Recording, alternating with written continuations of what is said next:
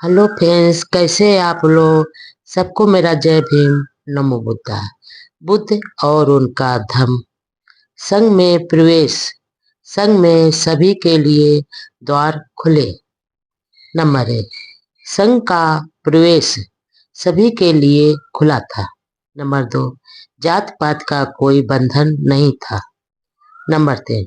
लिंग का कोई भेद नहीं था। नंबर 4। हैसियत जैसी कोई बाधा नहीं थी। नंबर 5। जातिवाद के लिए संघ में कोई स्थान नहीं था। नंबर 6। सामाजिक हैसियत का संघ में कोई स्थान नहीं था। नंबर 7। संघ में सभी एक समान थे। नंबर 8। संघ में सदस्य का दर्जा जन्म से नहीं बल्कि गुणों से निश्चित होता था। नंबर 9। जैसा तथागत ने कहा था, संघ एक समुद्र के समान है और भिक्षु उन नदियों के समान है जो समुद्र में विलीन हो जाती है। नंबर 10।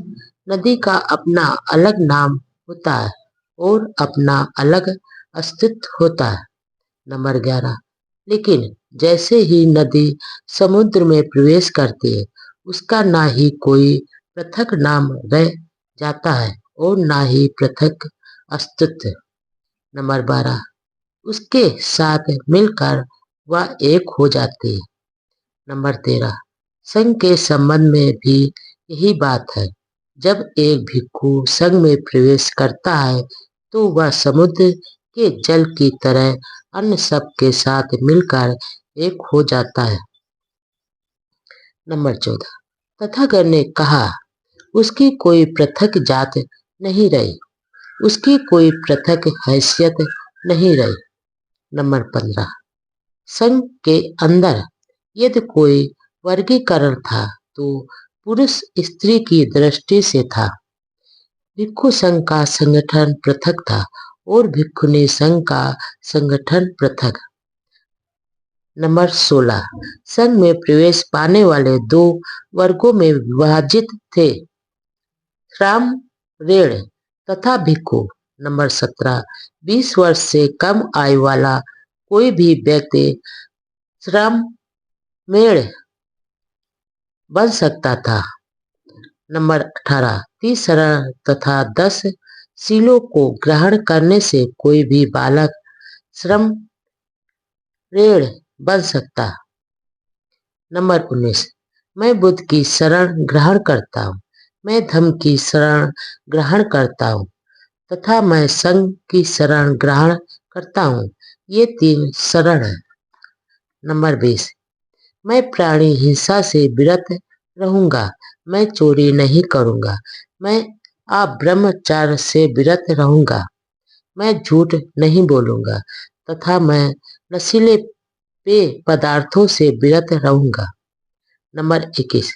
मैं विकार भोजन से विरत रहूंगा, मैं नाच गाना बजाना गंदी और अश्लील बातों आदि से विरत रहूंगा, मैं अपने आप को सजाने तथा अलंकृत करने से विरत रहूंगा, मैं ऊंची शैया अर्थात ऐशो आराम से विरत रहूंगा तथा मैं जात रूप रजत सोना चांदी को ग्रहण करने से विरत रहूंगा।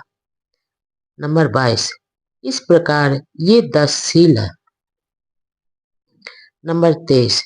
एक श्रामणेर जब चाहे संघ छोड़कर ग्रस्त बन सकता है। एक श्रामणेर एक भिक्षु से जुड़ा रहता है और उसका अधिकांश समय उसी की सेवा में व्यतीत होता है। एक प्रकार से उसने प्रवज्ञा नहीं ली होती है। नंबर 14। 2 अवस्थाओं में से गुजरने पर आदमी भिक्षु पद तक पहुंचता है। पहली अवस्था प्रवज्ञा कहलाती है और दूसरी अवस्था उपसंपदा। उपसंपन्न होने पर ही कोई व्यक्ति भिक्षु बनता है। नंबर 25। जो प्रार्थी भिक्षु बनने के उद्देश्य से प्रवज्ञा ग्रहण करना चाहता है उसे एक भिक्षु की आवश्यकता होती है जिसे उपाध्याय की भूमिका निभाने का अधिकार होता है। कम से कम 10वीं तक जो भिक्षु रहा हो वही उपाध्याय हो सकता है। नंबर 26, इस प्रकार का प्रार्थी जो उपाध्याय द्वारा स्वीकार कर लिया गया हो परिवाचक कहलाता है और उसे उपाध्याय की सेवा करते हुए उसी के संरक्षण में रहना पड़ता है। नंबर 27, शिक्षण काल समाप्त होने पर उसका उपाध्याय ही अपने परिवाचक का नाम संघ के सामने प्रस्तावित करता है। संघ की विशेष बैठक किसी को उपसंपन्न करने के लिए ही बुलाई जाती है। उपसंपदा के लिए उपसंपदार्थी को स्वयं संघ से प्रार्थना करनी पड़ती है। नंबर 28, संघ पहले इस विषय में अपना संतोष कर लेता है कि प्रार्थी योग्य और सही व्यक्ति है और भिक्षु बनने का अधिकारी है। इसके लिए कुछ निश्चित प्रश्न हैं जिनका प्रार्थी को उत्तर देना पड़ता है। नंबर 29, संघ द्वारा अनुमति देने पर ही उसे उपसंपदा मिलती है और वह भिक्षु बन जाता है। नंबर 30, भिक्षुनी संघ में प्रवेश पाने के नियम भी बहुत कुछ वैसे ही है जैसे भिक्षु संघ में प्रवेश पाने के नियम। नंबर 1, भगवान बुद्ध के श्रावक 2 भागों में विभक्त थे, एक तो भिक्षु और दूसरे गृहस्थ श्रावक जो उपासक कहलाते थे। नंबर 2, भिक्षु एक संघ में संगठित थे किंतु वे गृहस्थ नहीं थे। नंबर 3, बौद्ध भिक्षु मुक्ता एक परिवाचक है या परिवाचक संस्था बौद्ध भिक्षुओं से भी प्राचीन है। नंबर 4, पुराने परिवाचक ऐसे लोग थे जिन्होंने पारिवारिक जीवन त्याग दिया था और या केवल इधर उधर घूमते रहने वालों का एक समूह था। नंबर 5, उनके एक जगह से दूसरी जगह जाने का उद्देश्य था भिन्न भिन्न आचार्यों तथा दार्शनिकों से संपर्क करके सत्य को जानना, उनके प्रवचन सुनना और नीति शास्त्र दर्शन प्रकृति तथा रहस्यवाद आदि विषयों पर उनके साथ चर्चा करना। नंबर 6, कुछ पुराने ढंग के ऐसे परिवाचक भी थे जो एक आचार के अधीन तब तक रहते थे जब तक उनको कोई दूसरा आचार नहीं मिल जाता था। कुछ दूसरे किसी को भी अपना आचार न मानते हुए के अकेले ही रहते थे। नंबर 7, इस पुराने ढंग के परिवाचकों में कुछ स्त्री परिवाचिकाएं भी थी। स्त्री परिवाचिकाएं कभी कभी पुरुष परिवाचकों के साथ रहती थी और कभी कभी अपने आप अकेले ही रहती थी। नंबर 8, इन पुराने ढंग के परिवाचकों का कोई संघ नहीं था, उनके अनुशासन के नियम भी नहीं थे और ऐसा कोई आदर्श भी नहीं था जिसके लिए उन्हें प्रयास करना पड़ता। नंबर 9, इतिहास में पहली बार तथागत ने अपने भिक्षुओं का एक संघ अथवा भ्रात संघ बनाया, उनके लिए अनुशासन के नियम बनाए और आदर्श भी निश्चित किए जिनका उन्हें पालन करना और लक्ष्य प्राप्त करना होता था। सभी प्राणियों के प्रति असीम मैत्री भावना हो। नंबर 1, जब युद्ध में विजयी व्यक्ति शांति स्थापित कर लेता है तो भले ही वह पराजित को दास यानी गुलाम न बनाए फिर भी वह उसे और अपमानित करने को तो अपना अधिकार समझता है। भगवान बुद्ध का इस विषय में स्पष्ट रूप से सर्वथा भिन्न दृष्टिकोण था। उनका यह मानना था कि यदि शांति का कुछ भी अर्थ है तो उसका यही अभिप्राय होना चाहिए कि विजेता अपना यह कर्तव्य समझे कि वह अपनी विजय का उपयोग पराजित व्यक्ति की सेवा करने में ही करेगा। इस बारे में उन्होंने भिक्षुओं को जो कुछ कहा वह इस प्रकार है। नंबर 2, शांति स्थापित हो जाने पर निपुण आदमी के लिए आवश्यक है कि वह स्वयं को योग्य, मृदुभाषी, दयालु, अभिमान रहित, सीधा, कृतज्ञ आचरण में, अनुशासन युक्त, हाजिर जवाब हट से दूर, घटिया और गिरे आचरण से मुक्त और डांट डपट से दूर आदि गुणों से युक्त सिद्ध करे। नंबर 3, सभी प्राणी सुखी रहे, सभी का कल्याण हो, सभी दुर्बल सबल प्राणी शांतिपूर्वक रहें, बड़े या छोटे प्राणी, अदृश्य अथवा निकट एवं दूर रहने वाले, उत्पन्न हो चुके अथवा उत्पन्न होने वाले सभी प्राणी आनंद पूर्वक रहें। नंबर 4, कोई एक दूसरे का अपमान न करे, क्रोध या घृणा के वशीभूत होकर कोई किसी का बुरा ना चाहे। नंबर 5, जिस प्रकार माता अपनी जान पर खेलकर अपने इकलौते बच्चे को घायल होने से बचाती है, वैसे ही सभी प्राणियों के प्रति भावनाओं, विश्व में ऊपर नीचे चारों ओर सभी प्राणियों के प्रति असीम मैत्री भावनाओं, जिसमें लेश मात्र घृणा ना हो, शत्रुता ना हो। नंबर 6, खड़े रहते, चलते फिरते, बैठे रहते, लेटे हुए अपनी पूरी शक्ति के साथ बस यही चिंतन करें, इसे ही ब्रह्म विहार कहते हैं। युद्ध मानव विकास में बाधक है। नंबर 1, एक बार ऐसा हुआ कि मगध राज अजातशत्रु ने घुड़सवार और पैदल सेना इकट्ठी करके कौशल राज पसे नदी के राज्य के एक हिस्से काशी जनपद पर आक्रमण बोल दिया। पसे नदी ने आक्रमण के बारे में सुना तो वह भी सेना लेकर अजातशत्रु का सामना करने के लिए निकल पड़ा। नंबर 2, दोनों एक दूसरे से लड़े। अजातशत्रु ने पसे नदी को हरा दिया। पसे नदी हार कर वापस श्रावस्ती चला गया। नंबर 3, जो भिक्षु श्रावस्ती नगर से भिक्षा प्राप्त करके लौट रहे थे, उन्होंने भगवान बुद्ध के पास आकर लड़ाई का तथा पसे नदी के हार का वापस आने का समाचार कह सुनाया। नंबर 4, भिक्षुओं, मगध राज अजातशत्रु अकुशल पक्ष का साथी है। कौशल राज पसे नदी कुशल धर्म का साथी है।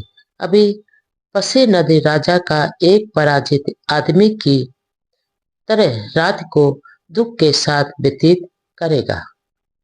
नंबर 5, विजय से बैर पैदा होता है, पराजित दुखी रहता है, किंतु जो उपशांत और राग रहित है वह जय पराजय की चिंता छोड़ सुखपूर्वक रहता है।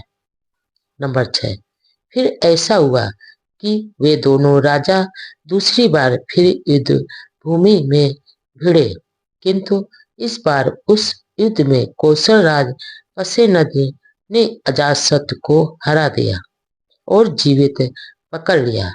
तब पसे नदी ने सोचा, यद्यपि मैं अजातशत्रु को कुछ हानि नहीं पहुंचा रहा, तो भी उसने मुझे कष्ट दिया है, फिर भी यह मेरा भांजा है, कैसा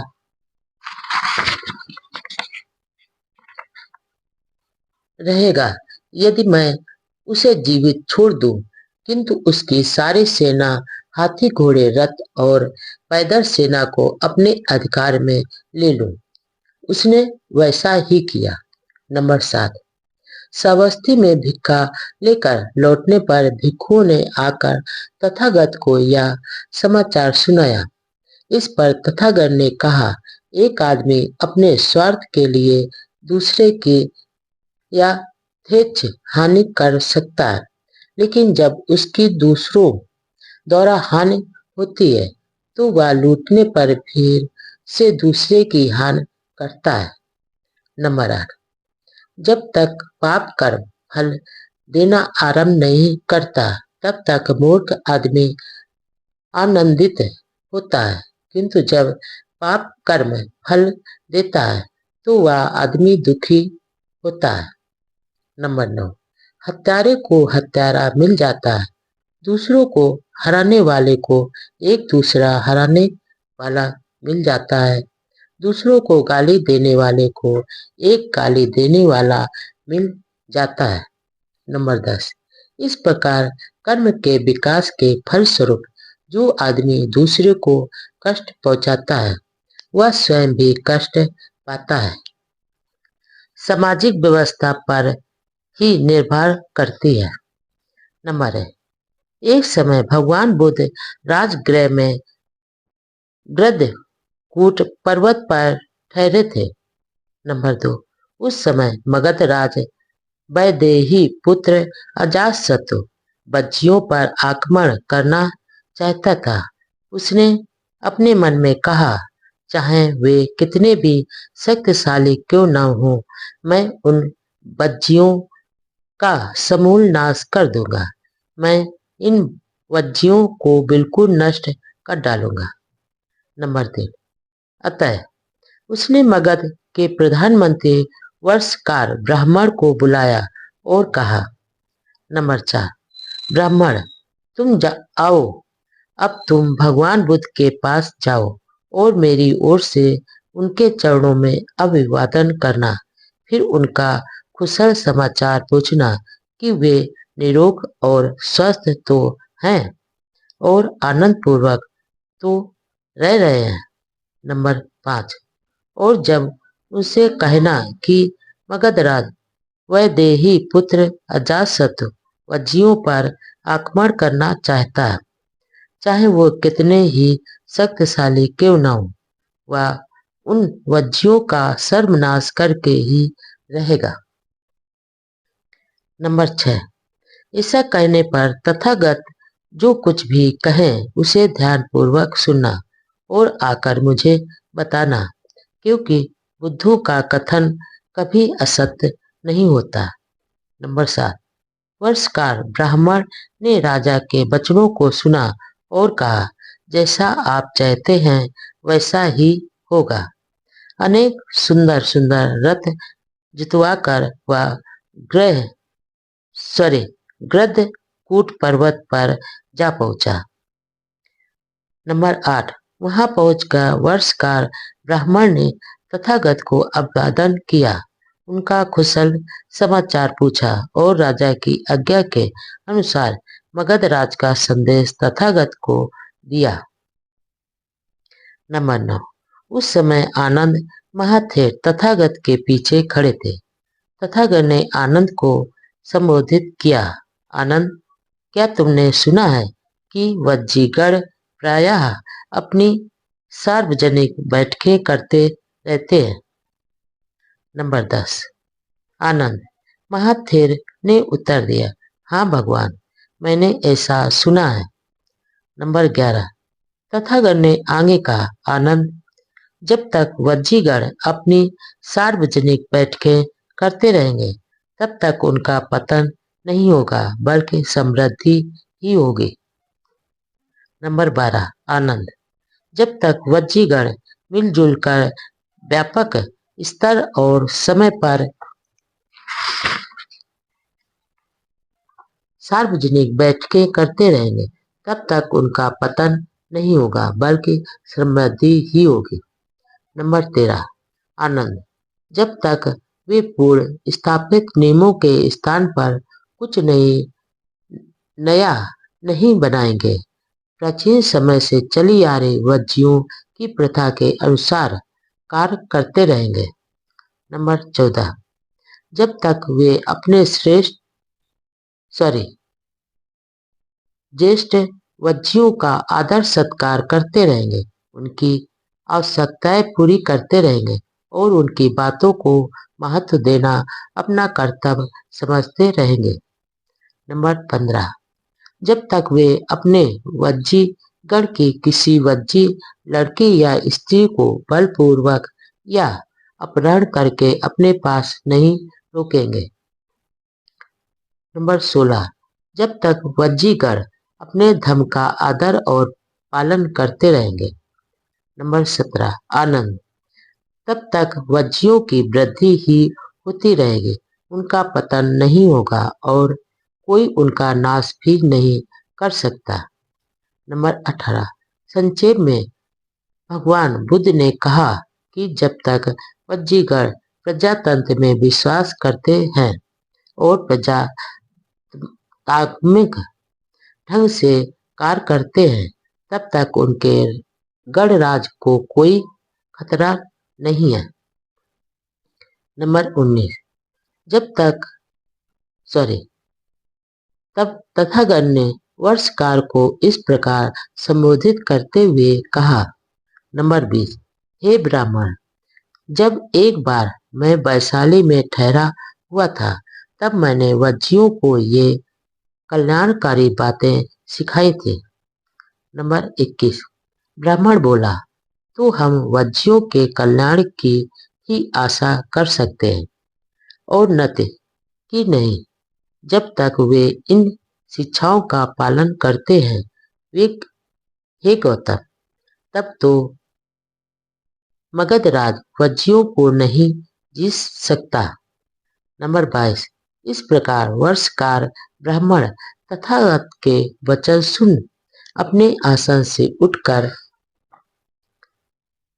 राजगृह वापस लौट गया, जहां उसने मगधराज को यह सब कह सुनाया जो उसने तथागत से सुना था। में यदि राजा सदाचारी है तो उसकी प्रजा भी सदाचारी होगी। नंबर 1, एक बार भगवान बुद्ध ने भिक्षुओं को संबोधित करते हुए कहा। नंबर 2, भिक्षुओं, जब राजा दुराचारी हो जाते हैं तो उनके मंत्रीगण और अधिकारीगण भी दुराचारी हो जाते हैं। जब मंत्रीगण और अधिकारीगण दुराचारी हो जाते हैं तो ब्राह्मण और गृहपति भी दुराचारी हो जाते हैं। जब ब्राह्मण और गृहपति दुराचारी हो जाते हैं तो नगर और गांव के लोग भी दुराचारी हो जाते हैं। नंबर 3, लेकिन भिक्षुओं, जब राजा सदाचारी होते हैं तो उनके मंत्रीगण और अधिकारीगण भी सदाचारी होते हैं। जब मंत्रीगण और अधिकारी सदाचारी होते हैं तो ब्राह्मण और गृहपति भी सदाचारी हो जाते हैं। जब ब्राह्मण गृहपति सदाचारी होते हैं तो नगरों के नागरिक और ग्रामीण लोग भी सदाचारी हो जाते हैं। नंबर 4, जब गाय नदी पार कर रही होती है, जब यदि बूढ़ा बैल गलत रास्ते पर चल देता है तो उसका अनुकरण करती हुई सब गायें भी गलत पथ पर चल देती है। इसी प्रकार आदमियों में जब मुखिया कुटिल होता है तो अन्य लोग भी कुटिल हो जाते हैं। नंबर 5, इसी प्रकार जब राजा पथभ्रष्ट होता है तो समस्त राज्य दुखी होता है। जब गाय नदी पार करती हो और बैल सीधा जाए तो सभी गायें भी उसका अनुकरण करते हुए सीधी जाती हैं, क्योंकि उसका मार्ग सीधा होता है। इसी प्रकार आदमियों में जो मुखिया होता है, यदि वह सन्मार्गी होता है तो दूसरे भी सदाचारी होते हैं। जब राजा धार्मिक होता है तो सारा राज्य सुखी रहता है। में सामाजिक राजनीतिक प्रश्नों पर धर्मोपदेश। राजकुमारों की कृपा पर निर्भर मत रहो, साधन संपन्न लोगों की कृपा की आस मत रखो। नंबर 1, एक बार भगवान बुद्ध राजगृह में क्यूनाराम में कलंदक निवाप में ठहरे हुए थे। नंबर 2, उस समय राजकुमार अजातशत्रु द्वारा देवदत्त का समर्थन किया जा रहा था, जो भगवान बुद्ध का विरोधी बन गया था। नंबर 3, वह सुबह शाम देवदत्त के समर्थकों का अवलंबन बना हुआ था और 500 गाड़ियों में भोजन भरे 500 बर्तन लादकर उन तक पहुंचाता था। नंबर 4, तब बहुत से भिक्षु तथागत के पास आए, उनका अभिवादन किया और एक ओर बैठ गए। एक ओर बैठे हुए उन भिक्षुओं ने ये सभी बातें तथागत को बताई।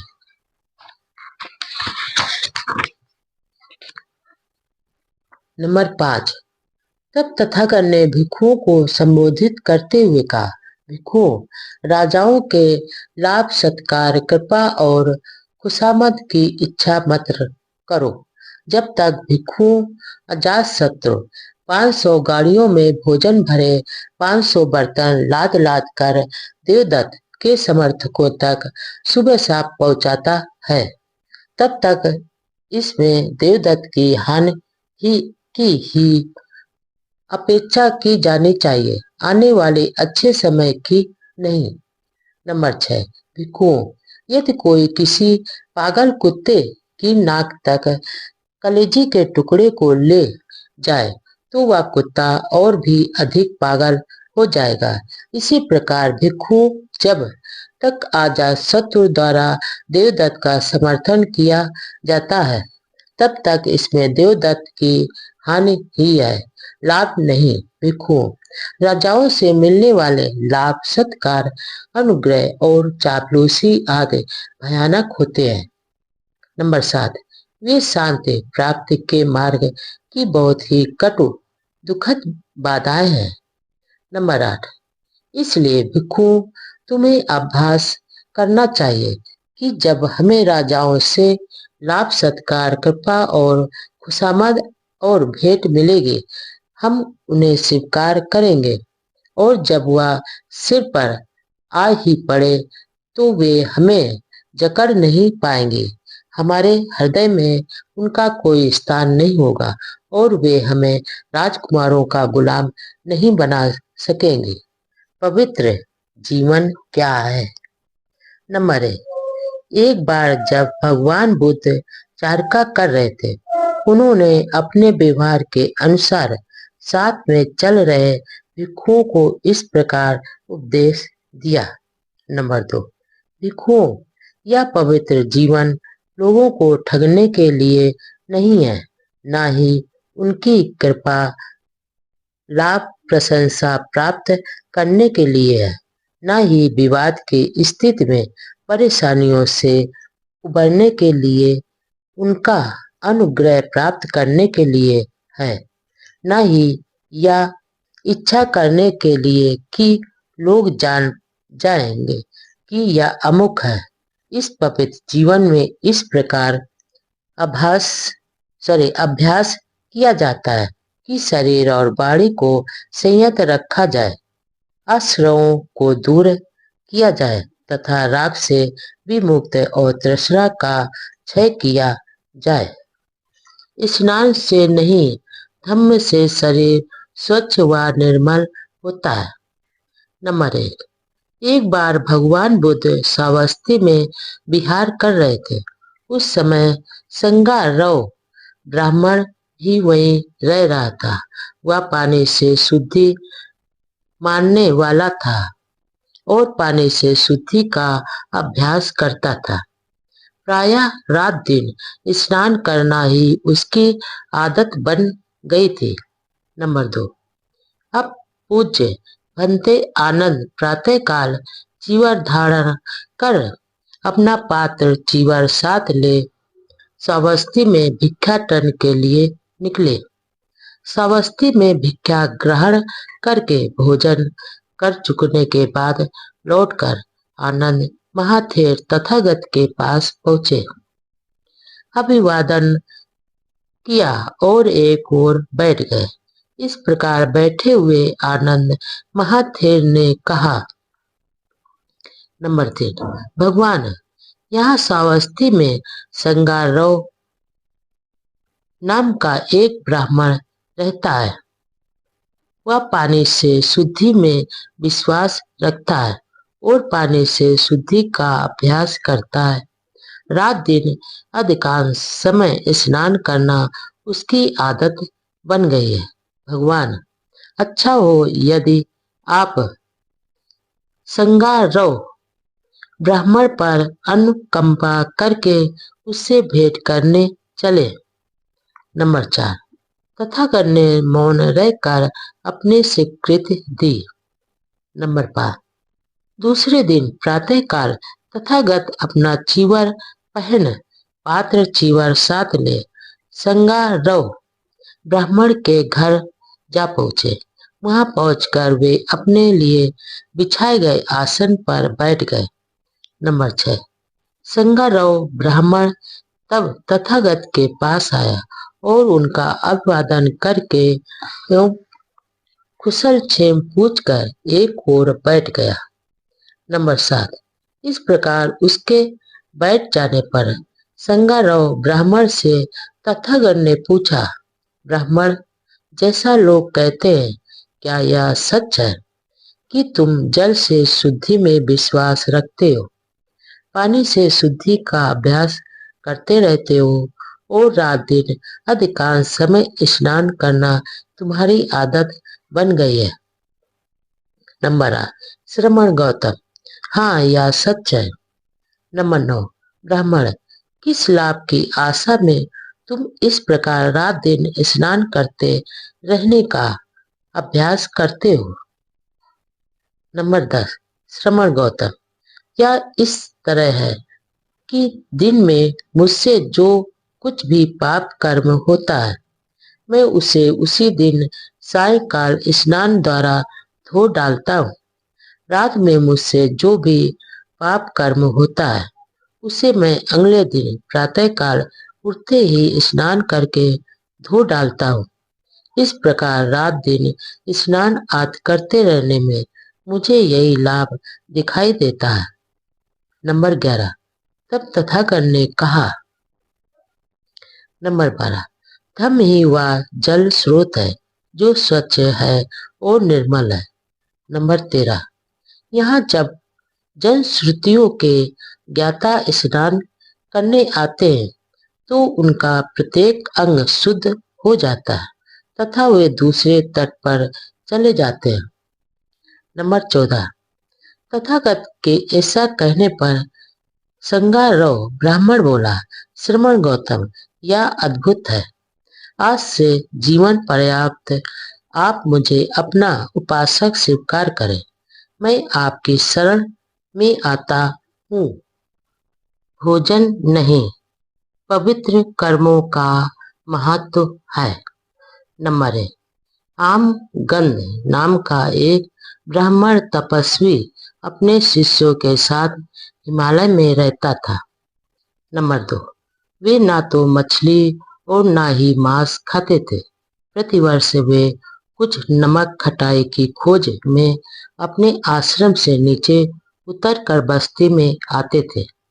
गांव के लोग उनका आदरपूर्वक स्वागत करते थे और 4 महीने तक लगातार उनका आतिथ्य करते थे। नंबर 3, तब एक बार भिक्षुओं सहित भगवान बुद्ध भी उसी गांव में आए तो लोग तथागत का धम्मोपदेश सुनकर उनके श्रवक बन गए। नंबर 4, सदा की भांति उस वर्ष तपस्वी आमगंध और उसके शिष्य भी उस गांव में आए, किंतु गांव के लोगों ने उसी उत्साह से उनका स्वागत नहीं किया। नंबर 5, आमगंध को यह जानकर निराशा हुई कि तथागत ने मछली और मांस के भोजन का निषेध नहीं किया। इस बात की पुष्टि करने के लिए वह श्रावस्ती के जेतवन विहार पहुंचा, जहां उस समय तथागत विराजमान थे। वह बोला। नंबर 6, बाजरा, फलियां और फल खाने योग्य पत्ते और जड़ें किसी भी लता पर लगने वाले फल उचित ढंग से प्राप्त की गई इन चीजों को जो भी सदाचारी खाता है वह सुख भोग के लिए झूठ नहीं बोलता। नंबर 7, आप दूसरों के द्वारा दिए गए तथा अच्छी तरह से पकाए गए स्वादिष्ट, शुद्ध और उत्तम भोजन को ग्रहण करते हैं।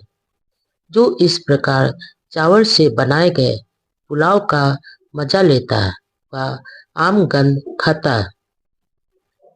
आप पक्षी के मांस के साथ पका हुआ बढ़िया चावल खाते हैं और कहते हैं कि मुझ पर आम गंध का दोष लागू नहीं होता।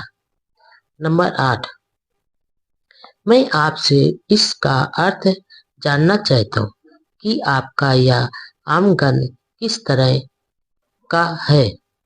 नंबर 9, तथागत ने उत्तर दिया, जीव हिंसा करना, पीटना, काटना, बांधना, चुराना, झूठ बोलना, ठगना, धोखा देना, अनुपयोगी ज्ञान तथा व्यभिचार ये आम गंध है, मांस का खाना नहीं।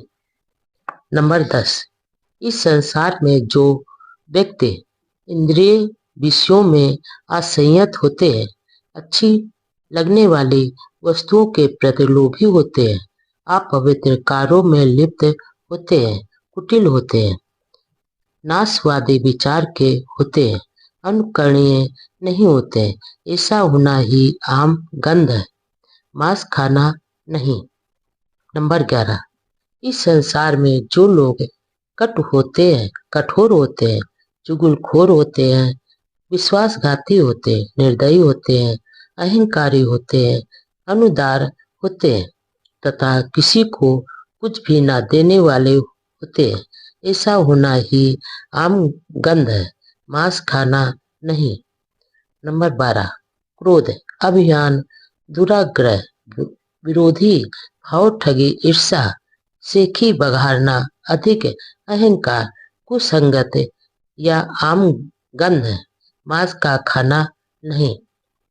नंबर 13, जो दुष्शील होते हैं, कर्ज को लौटाते नहीं है, दूसरे की झूठी निंदा करते हैं, ढोंगी होते हैं, जो इस संसार में निकृष्टतम होते हैं तथा इस प्रकार के दुष्कर्म करते हैं, यही आम गंध है, मांस का भोजन नहीं।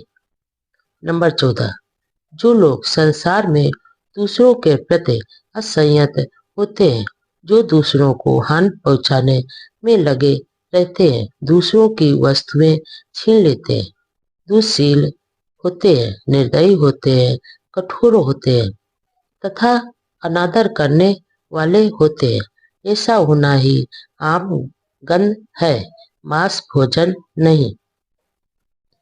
नंबर 15, जो लोभ या द्वेष के कारण प्राणियों पर आक्रमण करते हैं तथा सदैव कुकर्म करने के लिए तत्पर रहते हैं, वे मरणातर अंधकार में जाते हैं और सिर के बल नरक में गिरते हैं, ऐसा होना ही आम गंध है, मांस भोजन नहीं। नंबर 16, मछली तथा मांस भोजन से विरत रहने से, नंगे रहने से, सिर मुड़ाने से, जटाएं रखने से, भभूत रमाने से, मृग छाल धारण करने से, अग्नि में आहुति देने से, अमृत प्राप्त के निमित्त विभिन्न प्रकार की तपस्याएं करने से, जादू टोने से, बलि चढ़ाने से और ऋतु के अनुसार पूजा पाठ करने से आदमी की तब तक शुद्धि नहीं हो सकती जब तक उसके संदेह यानी भी चिकित्सा दूर नहीं होते। नंबर 17, संयत इंद्रिय है, जागरूक है। नंबर 17, जो संयत इंद्रिय है, जागरूक है, धम्म में स्थित है, जिसे शील पालना और भद्रता में आनंद का अनुभव होता है, जिसने आसक्ति को त्याग दिया है और सभी दुखों को जीत लिया है, वह बुद्धिमान आदमी देखने और सुनने में आसक्त नहीं होता। नंबर 18, यह अकुशल कर्म ही है जो आम गंध है, मांस भोजन नहीं। भोजन खाने का व्यक्ति की पवित्रता से कोई संबंध नहीं है। नंबर 1, एक ब्राह्मण भगवान बुद्ध के पास आया और उसने प्रश्न किया कि आदमी के चरित्र पर भोजन का कोई प्रभाव पड़ता है या नहीं। नंबर 2, ब्राह्मण बोला, जौ, गिरी, दाल, कंदमूल, कोपल जैसा भोजन यदि ठीक से खाया जाए तो यह सुखी जीवन में सहायक होता है।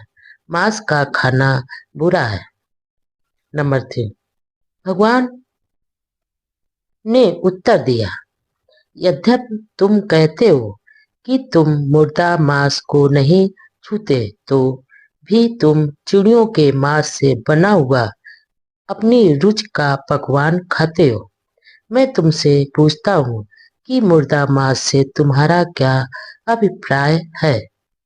नंबर 4, किसी प्राणी की हत्या करना, किसी का अंग भंग करना, मारना, पीटना, बांधना, चोरी करना, झूठ बोलना, ठगी, छल कपट, व्यभिचार, ये सब मांस नहीं है तो भी ये मुर्दा मांस के भोजन जैसे ही है। नंबर 5, काम भोगों के पीछे पड़े रहना, पेटूपन, अपवित्र जीवन, वैर विरोध, ये सब मांस नहीं है तो भी ये मुर्दा मांस के बराबर ही है। नंबर 6, चुगली, निर्दयता, विश्वासघात, अत्यधिक अभिमान तथा घटिया कंजूसपन, ये सब मांस नहीं है तो भी ये मुर्दा मांस के बराबर है। नंबर 7, क्रोध, अहंकार, विद्रोह, चालाकी, ईर्ष्या, डींग हाँकना, अहंकार, कुसंगत, ये सब मांस नहीं है तो भी ये मुर्दा मांस के बराबर है। नंबर 8, हीन जीवन, झूठी निंदा, छल कपट, धोखाधड़ी, चालबाज की युक्ति, बदनामी, ये सब मांस नहीं है तो भी ये मुर्दा मांस के बराबर है। नंबर 9, भावावेश में हत्या तथा चोरी करना, ये अपराध सर्वनाश से भरे हैं और नरक के द्वार है। ये मांस नहीं है तो भी ये मुर्दा मांस के बराबर है। नंबर 10, न ही मांस और मच्छी आहार के त्याग से, न ही नग्न रहने से, न ही चोटी रखने से, न ही मुंडे रहने से, न ही मृग छाल पहनने से, न ही अग्नि पूजा से, न ही भविष्य के सुख के लिए तपस्या करने से, न ही धोने से, न ही यज्ञ हवन से और न ही धार्मिक अनुष्ठान से वह व्यक्ति स्वच्छ हो सकता है, जिसमें संदेह भी चिकित्सा है। नंबर 11, अपनी इंद्रियों को संयत रखो, अपने ऊपर काबू रखो, सत्य का पालन करो और दयावान रहो। जो शांत पुरुष सब बंधनों को तोड़ देता है और सब बुराइयों को समाप्त कर लेता है, वह सब कुछ देख सुनकर भी निष्कलंक अनासक्त रहता है।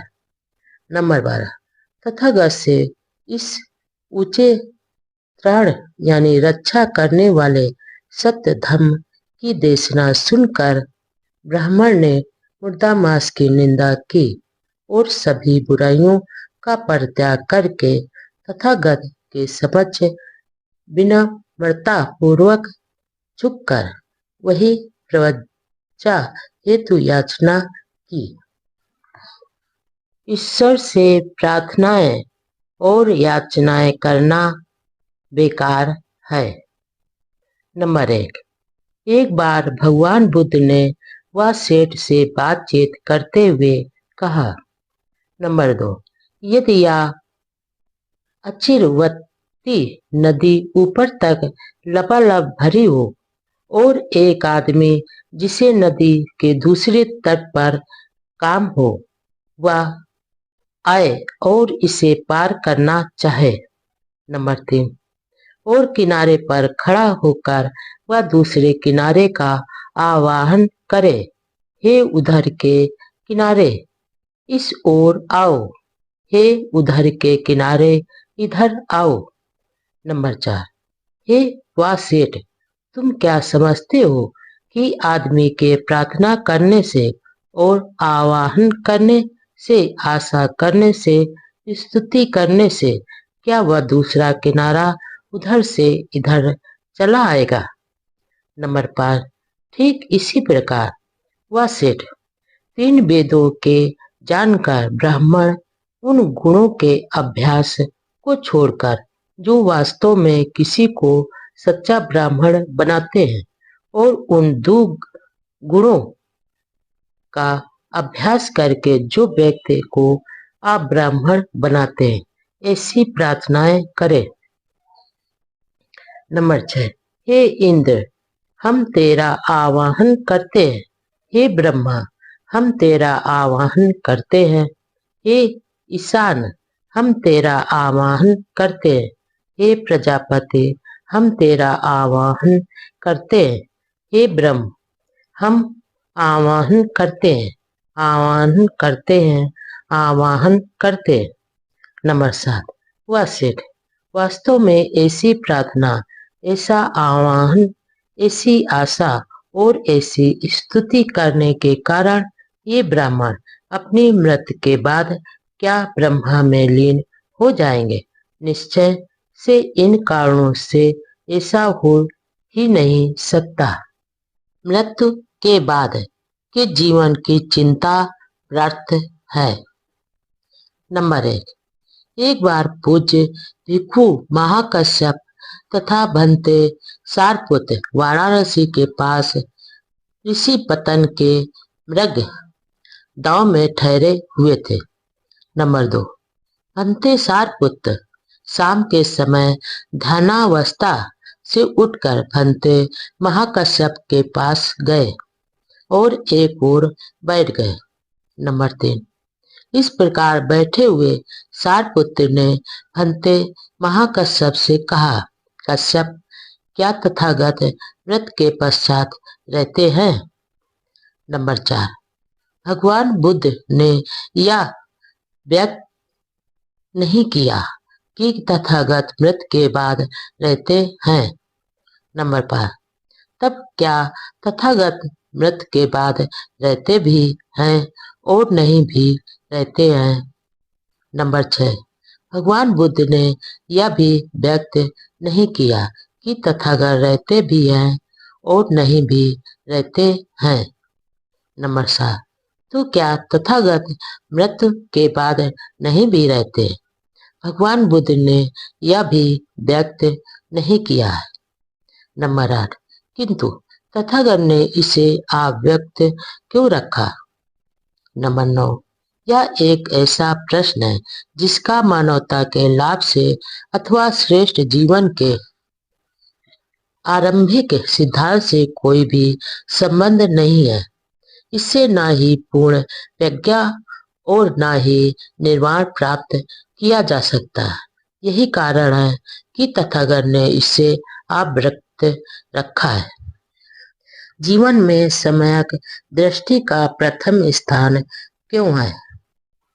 नंबर 1, आर अष्टांगिक मार्ग में सम्यक दृष्टि श्रेष्ठतम है।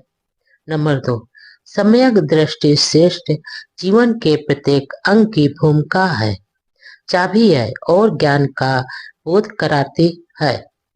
नंबर 3, और सम्यक दृष्टि यानी प्रज्ञा की जानकारी का न होना सभी बुराइयों की जड़ है। नंबर 4, सम्यक दृष्टि के विकास के लिए आवश्यक है कि आदमी जीवन की प्रत्येक घटना को सम उत्पन्न जाने। सम्यक दृष्टि रखने का अर्थ है प्रत्यय सम उत्पाद यानी कार्य कारण के नियम को जान लेना। नंबर 5, भिक्षुओं, जो कोई भी व्यक्ति मिथ्या दृष्टि रखता है, मिथ्या संकल्प रखता है, मिथ्या वाणी रखता है, मिथ्या जीविका रखता है, मिथ्या प्रयास करता है, मिथ्या स्मृति तथा मिथ्या चिंतन करता है, जिसका ज्ञान और भी मुक्ति मिथ्या रहती है, उसका हर कार्य, उसका हर वचन, उसका हर विचार इस प्रकार मिथ्या दृष्टि से किया गया कर्म एवं परिणाम, उसकी हर आकांक्षा, उसका हर निश्चय, उसकी हर गतिविधि, ये सभी चीजें उसे ऐसी स्थिति की ओर ले जाती है जो कि अरुचिकर होती है, प्रसन्नता रहित होती है, घृणास्पद होती है, अलाभप्रद तथा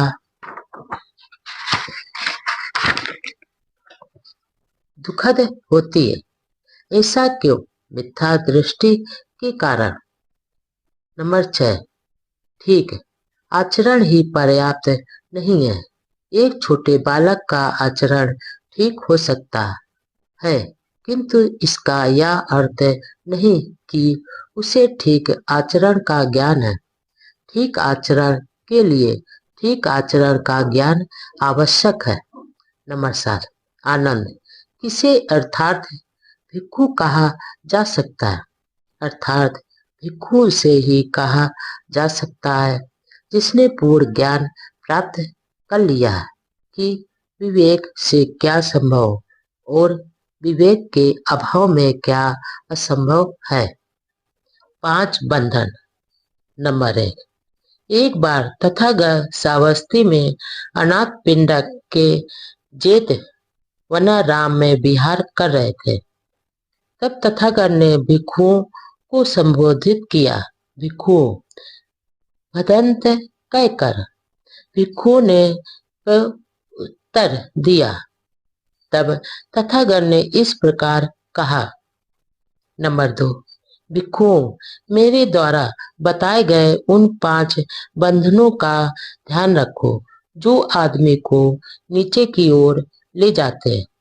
नंबर 3, इस पर भिक्षु मालूक्य पुत्र ने तथागत से इस प्रकार निवेदन किया। नंबर 4, भगवान, मैं उन 5 बंधनों का ध्यान रखता हूँ। नंबर 5, मालूक्य पुत्र, तू उन 5 बंधनों का किस प्रकार ध्यान रखता है? नंबर 6, भगवान, मुझे ध्यान है जो आपने शरीर की अवस्था यानी सत्काय, दिट्ठी, बीज चिकित्सा यानी संदेह, अनुष्ठान एवं धार्मिक कृत्य पर निर्भरता, विषय शक्ति में आनंद और द्वेष के बारे में बताया है कि ये सभी बंधन है जो पतन की ओर ले जाते हैं। ये 5 बंधन है जिनके बारे में मैं जागरूक रहता हूँ। नंबर 7, मालूक्य पुत्र, ये 5 बंधन किसके लिए बताए गए? क्या तू इन 5 बंधनों को ध्यान में रखता है? क्या दूसरे मतों के अनुयायी छोटे बालक की उपमा देकर भत्सना के लिए तुझे ऐसा नहीं कहेंगे? नंबर 8, किंतु मालूक्य पुत्र, आकाश की ओर मुंह करके लेटे हुए अबोध छोटे बालक की काया अविकसित होती है। उसमें सत्काय दिट्ठी कहाँ से उत्पन्न हो सकती है? फिर भी उसमें सत्काय दिट्ठी के प्रति प्रवृत्ति तो होती ही है। नंबर 9, इस प्रकार मालूक्य पुत्र, आकाश की ओर मुंह करके लेटे हुए अबोध छोटे बालक का चित्त अविकसित होता है। तब उसमें चित्त की बीज चिकित्सा कहाँ से उत्पन्न हो सकती है? हाँ, फिर भी उसमें बीज चिकित्सा की प्रवृत्ति रहती है। नंबर 10, इसी प्रकार मालूक्य पुत्र, इस अवस्था में उसका शील युक्त आचरण नहीं हो सकता।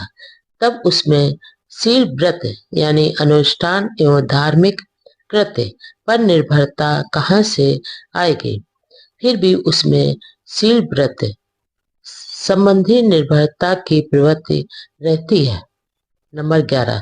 इसी प्रकार मालूकय पुत्र उस अबोध बालक में कोई कामासक्ति नहीं होती है। तब उसमें कामासक्ति की इच्छा कहाँ से आएगी। किंतु फिर भी उसमें भी कामासक्ति की प्रवृत्ति रहती है। नंबर 12।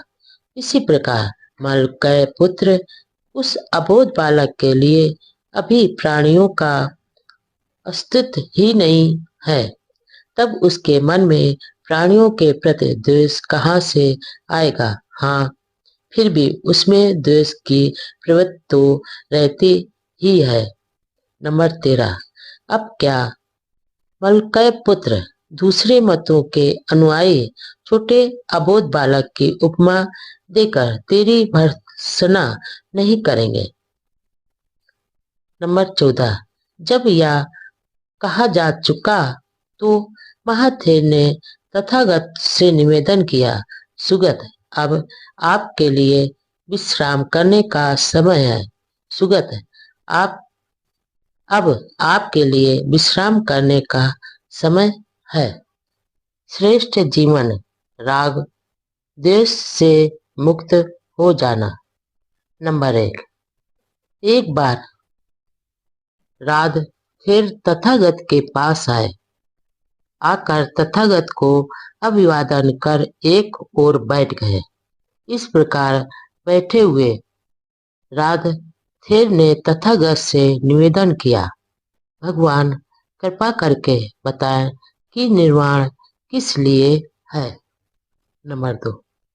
भगवान बुद्ध ने उत्तर दिया, निर्वाण का अर्थ है राग द्वेष से मुक्त हो जाना। नंबर 3। लेकिन भगवान निर्वाण का उद्देश्य क्या है। नंबर 4। राध श्रेष्ठ जीवन जीना ही निर्वाण है। निर्वाण ही लक्ष्य है। निर्वाण प्राप्त ही उद्देश्य है। निर्वाण क्या है। नंबर 1।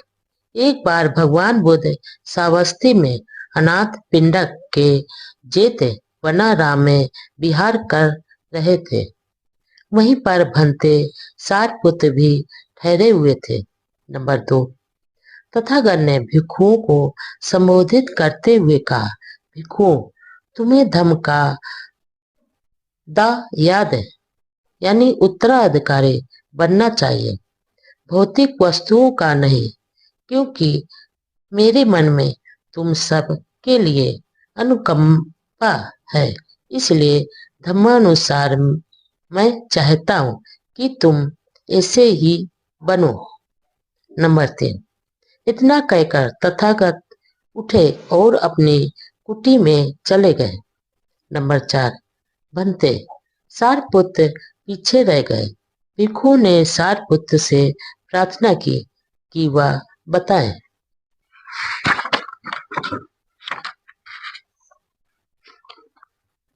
कि निर्वाण क्या है। नंबर 5। तब सारपुत्र ने भिक्षु को उत्तर देते हुए कहा, भिक्षु, तुम जानते हो कि लोभ आकुशल धम्म है, द्वेष आकुशल धम्म है। नंबर 6। इस लोभ और द्वेष के त्याग हेतु एक मध्यम मार्ग है जो हमें आंख देने वाला है, ज्ञान देने वाला है, शांति, प्रज्ञा, बोधि तथा निर्वाण की ओर ले जाने वाला है। नंबर 7। यह माध्यम मार्ग क्या है। यह और कुछ नहीं, केवल अष्टांगिक मार्ग है, जैसे सम्यक दृष्टि, सम्यक संकल्प, सम्यक वाणी, सम्यक कर्मात, सम्यक आजीविका, सम्यक व्यायाम, सम्यक प्रयास, सम्यक स्मृति, तथा सम्यक समाधि भिक्षु यही मध्यम मार्ग है। नंबर 8। हाँ भिक्षु, क्रोध अकुशल धर्म है, द्वेष अकुशल धर्म है, ईर्ष्या और कंजूसी अकुशल धर्म है, मिथ्याचार, छल कपट और अहंकार अकुशल धर्म है, ढोंग और प्रमादपन अकुशल धर्म है। नंबर 9। प्रमाद और आडंबर के त्याग के लिए मध्यम मार्ग है, जो आग देने वाला है, ज्ञान देने वाला है तथा शांति, प्रज्ञा और बोधि की ओर ले जाने वाला है। नंबर 10। आर अष्टांगिक मार्ग का ही दूसरा नाम निर्वाण है। नंबर 11। इस प्रकार महाथेर सारपुत्र ने कहा तो सभी भिक्षुओं ने आनंदित होकर उनका अनुमोदन किया। चाहे दूसरे कुछ भी करें, तुम शील का पालन करो। नंबर 1। सभी अकुशल विचारों का त्याग करो। नंबर 2। अकुशल विचारों के मिटा देने का यह मार्ग है। नंबर 3। तुम्हें यह संकल्प करना होगा कि चाहे दूसरे लोग हानि करने वाले हों, किंतु तुम किसी को हानि नहीं पहुंचाओगे। नंबर 4। चाहे दूसरे हिंसा करें, किंतु तुम कभी हिंसा नहीं करोगे। नंबर 5। चाहे दूसरे चोरी करें, किंतु तुम कभी चोरी नहीं करोगे। नंबर 6।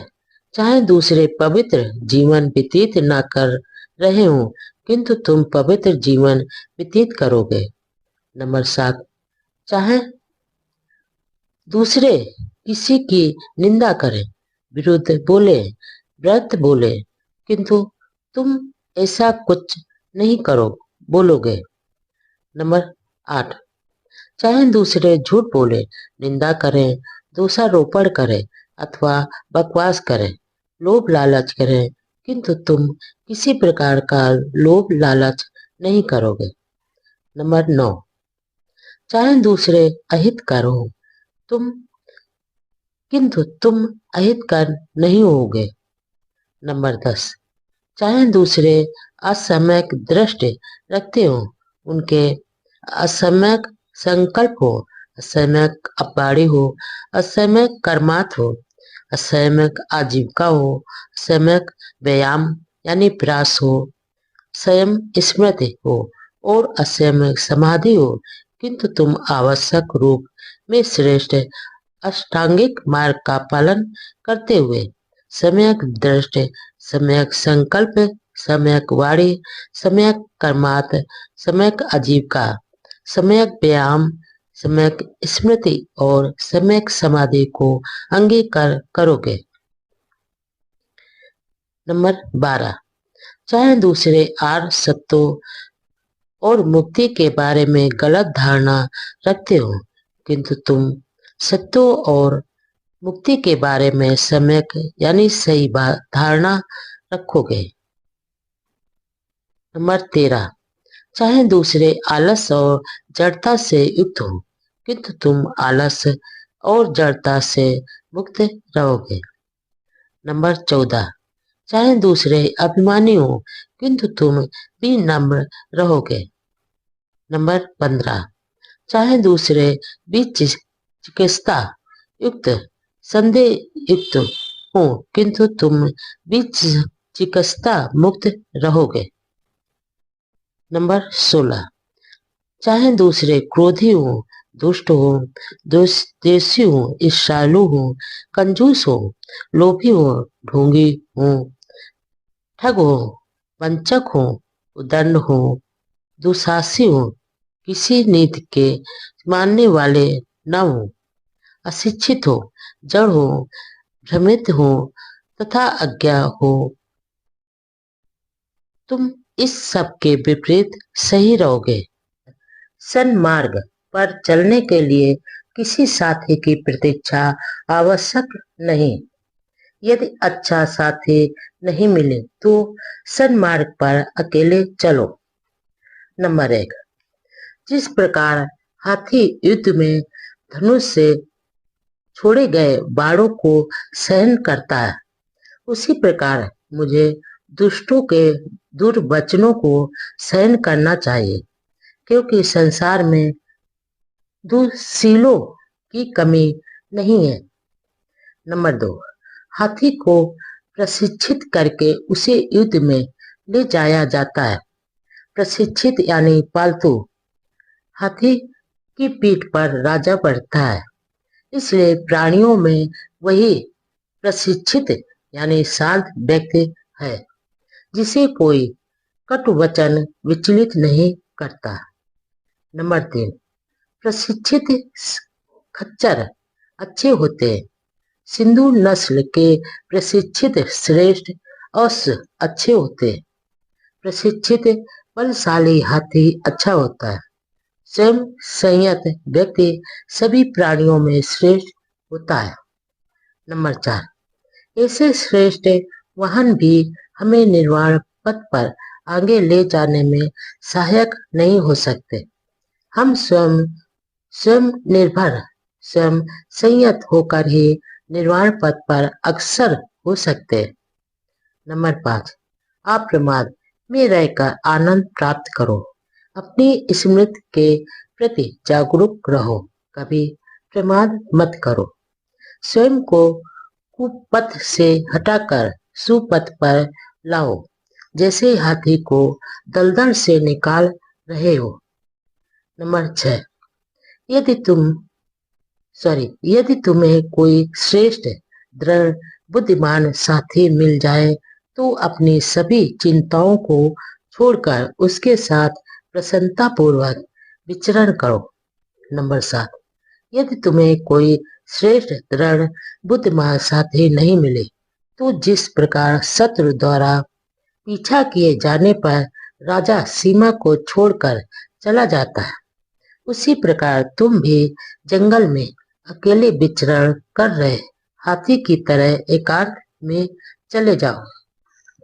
नंबर 8, एकांत का जीवन उत्तम है। मूर्खों का साथ अच्छा नहीं हो सकता। अकेले रहो, कोई पाप कर्म मत करो। अल्प असत्ताओं के साथ अकेले रहो। जिस प्रकार जंगल में बलशाली हाथी अकेला विचरण करता है। देखें, सदाचरण में संपूर्णता कैसे प्राप्त की जाए। नंबर 1, एक समय जब भगवान बुद्ध श्रावस्ती में जेतवनाराम में विराजमान थे, उनके पास 500 उपासक आए। उनमें से एक का नाम धम्मिक था। नंबर 2, धम्मिक ने तथागत से पूछा, किन आदर्शों द्वारा आपके श्रावक सदाचरण में पूर्णता प्राप्त करते हैं। नंबर 3, मैं आपसे यह प्रश्न इसलिए पूछता हूँ क्योंकि आप जन कल्याण के अनुपम शास्ता है। नंबर 4, प्रशिक्षित जैन लोग और परिवाजक आपसे पार नहीं पा सके। विद्वान आयु प्राप्त वृद्ध ब्राह्मण अन्य जन के साथ अपना मत व्यक्त करने के इच्छुक आपके सत्य वचन के अनुयायी बन जाते हैं। आपके द्वारा उपदिष्ट सत्य सूक्ष्म है, किंतु अत्यंत अख्यात है, जिसे सुनने के लिए सब लोग तरसते हैं। भगवान कृपा करके हमें इस प्रश्न का उत्तर दे। नंबर 5, भगवान, हम उपासकों को आपके मुख से आपका परिशुद्ध धम्म सुनने को मिले। नंबर 6, अपने उपासकों पर करुणा करने वाले तथागत ने उन व्रती उपासकों को कहा, ध्यान से सुनो, मैं तुम्हें सदाचरण के आदर्श समझाता हूँ। सुनो और उनके अनुसार आचरण करो। नंबर 7, हत्या न करो, जान से नहीं मारो, ना ही हत्या का अनुमोदन करो। किसी भी सबल अथवा दुर्बल प्राणी के साथ हिंसा नहीं करनी चाहिए। नंबर 8, किसी भी उपासक को जानबूझकर चोरी नहीं करनी चाहिए, ना ही चोरी करानी चाहिए। दूसरे जो कुछ दे बस वही लेना चाहिए। नंबर 9, व्यभिचार को आग के गड्ढे के समान समझकर उससे दूर रहे अथवा स्वयं संयमी न हो।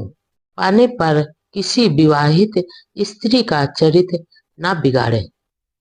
नंबर 10, किसी परिषद में, अदालत में या बातचीत में झूठ ना बोले, न किसी को झूठ बोलने के लिए प्रेरित करें अथवा उसका समर्थन करें। असत्य का त्याग करें। नंबर 11, उपासक को चाहिए कि इस नियम का पालन करे। नशीले पदार्थों को ग्रहण ना करे, किसी को इसका पान ना कराए, किसी के नशीले पदार्थ पान करने का अनुमोदन न करें। विचार करें कि शराब आदमी को कैसे पागल बनाकर पतन की ओर ले जाती है। नंबर 12, शराब के नशे में उपासक पाप कर बैठते हैं तथा दूसरे प्रमादी उपासकों को पाप में प्रवृत्त करते हैं। इसलिए इस पागल बनाने वाले व्यसन का, इस मूर्खता का, इस मूर्खों के स्वर्ग का परित्याग करें। नंबर 13, प्राणी हिंसा न करे, चोरी न करे, झूठ न बोले, नशीले पेय पदार्थों से दूर रहें, व्यभिचार से विरत रहें तथा रात को विकाल भोजन न करें। नंबर 14, सुगंधियों तथा पुष्पमालाओं आदि का त्याग करें तथा भूमशैया पर सोएं। इस प्रकार सभी उपसत दिनों में यह व्रत ग्रहण करें और पवित्र मन से इस अष्टांगिक व्रत का पालन करें। नंबर 15, प्रातः काल इन व्रतों का पालन करें और शुद्ध श्रद्धा युक्त चित्त से बुद्धिमान बने और भिक्षुओं को यथा सामर्थ्य भोजन तथा पेय पदार्थों का दान करें। नंबर 16, माता पिता की सेवा करें, सदाचरण युक्त धंधा करें। इस प्रकार दृढ़ श्रद्धावान उपासक उच्च पद को प्राप्त करता है।